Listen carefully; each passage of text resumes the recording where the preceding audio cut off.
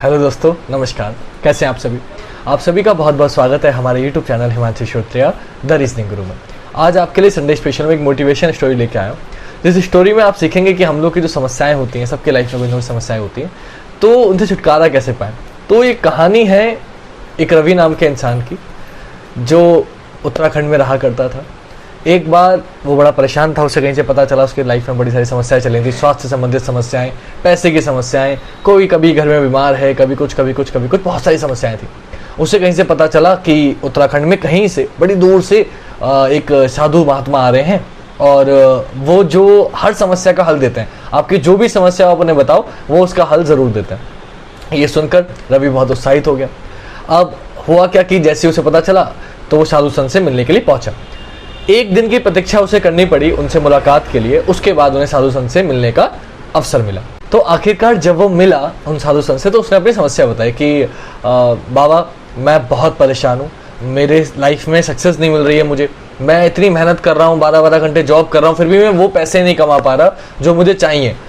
कुछ समस्याओं की वजह से कुछ उधारी भी चल रही है, मेरी लाइफ में बहुत समस्याएं, स्वास्थ्य प्रॉब्लम भी है, समस्याएं भी हैं, और साथ ही साथ मेरे बाल भी झड़ने लगे हैं, मेरी स्वास्थ्य, मैं पतला भी नहीं हो रहा हूँ, बहुत मोटा हुए जा रहा हूँ। तो उन्होंने बहुत सारी समस्याएं अपनी बता दी कि ये भी समस्या है, ये भी समस्या है, और उन्होंने हजारों समस्याएं बता दी। तो साधु महात्मा ने कहा कि भाई, तुम्हारी समस्या है तो मैं समझ गया, अब तुम एक काम करो, तुम एक दिन मेरा एक छोटा सा काम करोगे, इसका हल मैं तुम्हें कल दूंगा, लेकिन उसके लिए तुम्हें छोटा सा मेरा काम करना होगा। वो बड़ा तत्परता से बोला कि हाँ बताइए, आप जो कहें मैं करूँगा।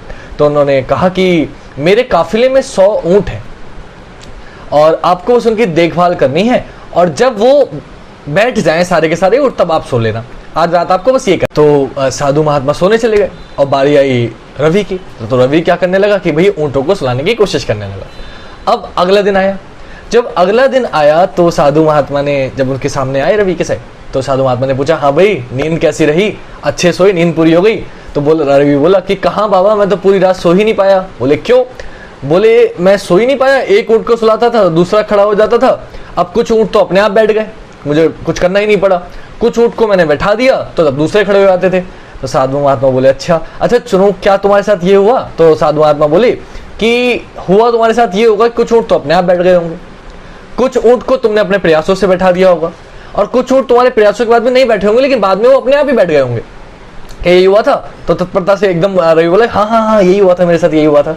तो साधु महात्मा बोले कि यही तुम्हारी समस्या का हल है, अब इसको अपनी समस्याओं से आप जोड़ो।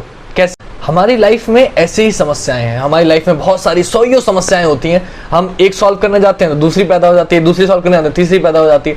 तो हमें क्या करना है? क्या आपने क्या सीखा इससे? आपने सीखा ये, इससे हमें शिक्षा ये मिली, साधु महात्मा ने उसे समझाया कि समस्याओं को आप लेकर नहीं चल सकते।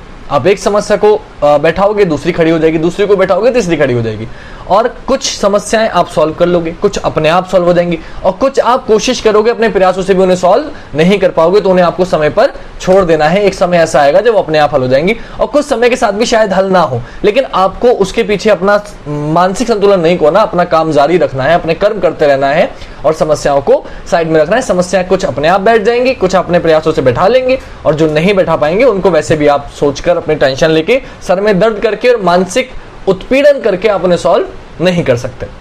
ये सुनकर रवि प्रसन्न हुआ, और फिर उसने क्या किया? तो उसने साधु महात्मा की बातों से सुनकर जो वो प्रसन्न हुआ, और उसने ये ठान लिया कि अब मैं समस्याओं के पीछे नहीं भागूंगा कि ये समस्या है, ये समस्या है, अब मैं उन्हें खुद ही सॉल्व करूंगा, और अपनी जितनी कोशिश पर कर सकता हूं प्रयास करूंगा सॉल्व करने का, और नहीं हुई तो उन्हें समय पर छोड़ दूंगा और अपना कर्म आगे करता रहूंगा। ये नहीं कि मैं समस्याओं को लेकर बैठ गया और कर्म करना छोड़ दिया कि हाय मैं तो गरीब हूं, हाय मैं तो बीमार हूं, हाय मैं तो ये हूं। नहीं भाई, हूं मोटा, ठीक है, हो जाऊंगा पतला, एक्सरसाइज करूंगा, तो नहीं होऊंगा तो कोई बात नहीं, जैसा हूं वो ठीक हूं, लेकिन अपनी मेहनत में कोई कमी नहीं छोड़नी है।